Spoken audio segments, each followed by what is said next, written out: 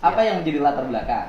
Saya sidang lagi di Jakarta itu, sidang dua orang itu, Irin sama Prio. Saya lagi di Jakarta, lalu saya ditelepon sama wartawan. Mas, ini kok sidang muncul pelaku baru.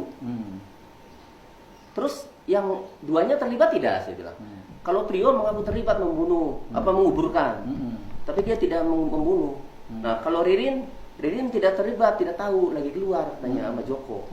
Lu pelakunya siapa? Part itu Ahmad Yani katanya. Waktu itu mah bukan Aman ya, Bu.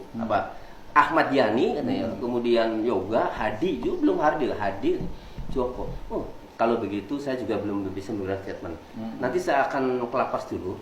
Akhirnya saya ketemu dengan Prio sama Ririn di ruang khusus. Saya tanya, apa yang disampaikan di pengadilan itu benar tidak? Benar, Pak. Berani sumpah? Sumpah, Prio. Jadi yang menjelaskan proses pembunuhan itu memang Prio. Kalau Ririn tidak tahu.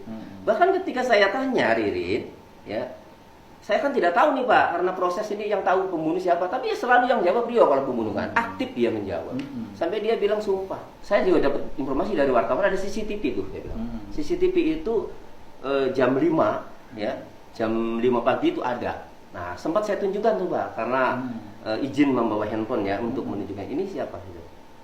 Itu Joko, Pak, kata Prio. Saya melihatnya mereka ini jujur, kemudian mampu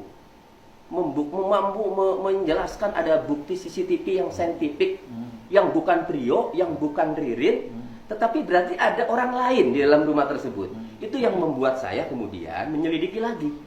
Nah, kemudian kalau Aman Yani juga meskipun orangnya nggak ada, tetapi ini sosoknya ini ada, orang maksudnya ada alamatnya, ada mantan istrinya kan. Kalau Joko ada nggak alamatnya? Nggak tahu dia. Hardi ada alamatnya?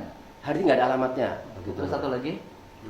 Yoga. Berarti yang jelas ada alamatnya adalah hanya Aman Yani. Ya, nah dalam dari 4 yang dituduh itu, ya, yang dianggap terlibat. Nah kemudian Ririn disuruh beli pecel Lamongan tuh ke. Pokoknya ini kata Ririn ya? Iya, ini kata Ririn, menurut Ririn. Nah lalu di situ ada Prio dengan Aman Yani. Prio ditawari, Prio kamu kerja belum? Belum, Aman. Mau nggak nagih utang? Ya, terus kata Prio, mau, saya pernah kerja di Buana Kredit. Ya, nah gitu. Ya sudah, kalau mau saya kasih kamu ini handphone buat komunikasi dan uang 1 juta. Tapi jangan kasih tahu Ririn. Nah, udah. Saya bilang ditanya apa, dikasih tahu belum target yang ditagih itu siapa? Belum. Itu Pak Meneni ya? Iya. Nah, kemudian Ririn datang kembali membawa pecel bebek ya, Lamongan itu. Nah, 4 itu ya, 4 bungkus ya. Lalu kemudian si Pak Aman Yani ngambil 2 bungkus, yang 2 bungkusnya silakan buat Prio sama Ririn. Lalu pulanglah, naik mobil Pajero, di dalamnya itu menurut Ririn ada perempuan berkerudung. Pajero yang hitam itu? Pajero hitam. Yang KT itu? Ririn tidak menyebut si KT ya.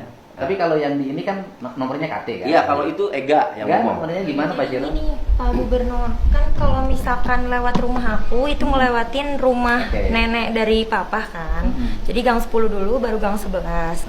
Tadinya ini kan hanya dugaan saya. Tadinya saya nggak berpikir kayak ada hubungannya gitu. Jadi kayak aku kan ngobrol sama suami kayak, yang itu mobil siapa ya? Maksudnya di Penganjang yang daerah kan terbilangnya itu mobil mewah kan Pak, jarang yang punya kan. Maksudnya itu mobil siapa ya gitu. Tadi nggak ada curiga. Pernah beberapa kali lihat tuh Pak. Pokoknya mobil itu diasumsikan itu sebagai mobilnya Papa. Iya, karena ada korelasinya. Jadi sebelum Papa pensiun dini yang bilang Innova itu dijual, punya cita-cita sama Mama tuh mobil impiannya yang gede-gede gitu, antara Fortuner sama Pajero. Nah berarti kan pas aku lihat video Pak Tony, kok cocok logi gitu. Cuman itu kan baru dugaan tuh Pak. Nanti kita cari mobilnya. Iya. Gampang. Boleh.